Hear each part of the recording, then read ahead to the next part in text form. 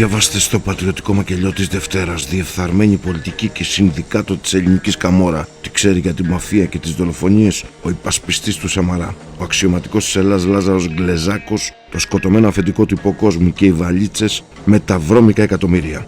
Δέτσις μαύρος MRB. Τους πληρώνει η Νέα Δημοκρατία με δημόσιες εργολαβίες εκατομμυρίων ευρώ για να τη βγάζουν πάντα πρώτη. Συμμορία απατεώνων για τον Κορυδαλό. Μισότρελος Λουδοβίκος, ο ελαττωματικός γιος του αποστάτη, γράφει ο Παναγιώτης Τραϊανού. Οι εκτιμήσεις για τις βάσεις στις σχολές. Άνοδος σε ιατρική και πολυτεχνικές που αναμένεται πτώση αναλυτικοί πίνακες.